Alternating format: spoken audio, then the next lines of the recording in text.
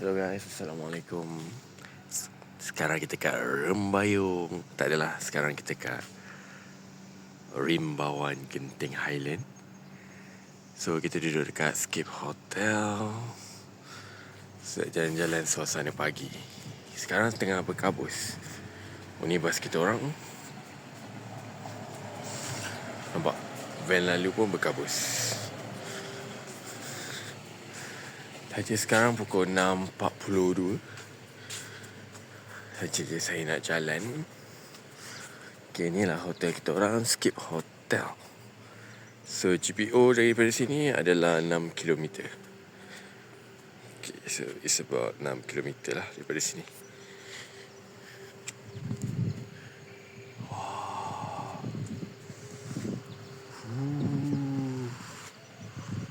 Kabus guys.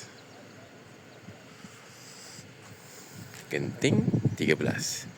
Hotel ni kat tengah-tengah lah, belum tinggi lagi, tapi sudah berkabus. Hello guys. Tengok suasana berkabus ni. So basically kita orang dekat Skip Hotel ni, oh tak apa. Dekat Skip Hotel ni kita orang ada family day lah. Macam kita nak tentukan kita orang punya KPI. So kita orang kat sini lah.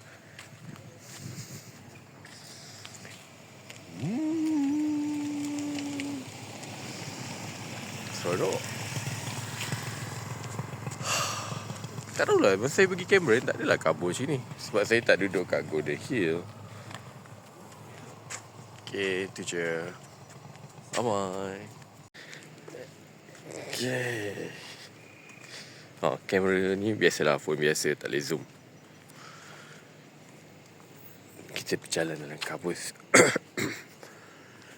Sebenarnya goal setting ni bagus, penting lah. Sebab kalau kita masuk tahun baru, kita nak kick start motor kita, kita kena ada satu macam event untuk ignite kita punya semangat. So thank you lah Sunway University, sebab especially faculty kita orang yang bawa kita orang punya retreat kat sini. Kat situ tempat kita makan. Berkabus. Dia macam apa? Kalau nampak kat depan kan, korang tak nampak apa-apa. Sorry lah, excited sikit sebab first time saya pergi Genting. Okay, dapat jalan pagi. Okay, hopefully kita boleh kick start tahun kita dengan baik. Kita boleh fulfill kita punya goal setting. Goal setting dah buat, kita kena achieve lah kita punya goal. Tapi sekarang hari ni dia punya second part dia, kita akan naik kat GPO. Tapi saya tak shopping apa pun kat GPO. Biasalah kita stand back, mungkin jalan-jalan ke. Then after that kita akan balik lah. Okay, ni bas kita orang. Kita naik bas je.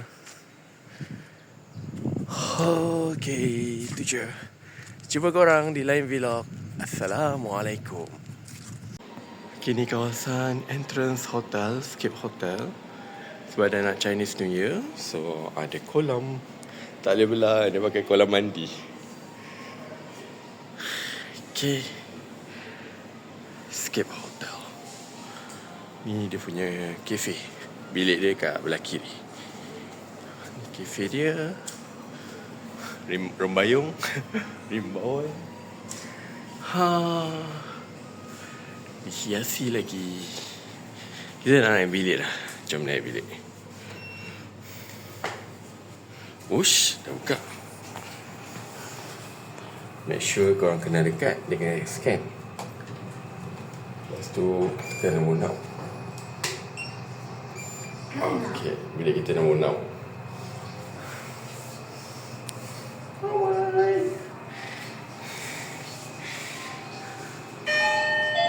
Sampai dah. Level 1. Okay, bye-bye. Okay, satu yang bagus kat hotel ni ada hydration station. Dia bagi SK Magic. Dia punya koridor, okay. Wangi. This one is carpet. Itulah bila kita orang. Okay, sampai jumpa lagi. Bye-bye.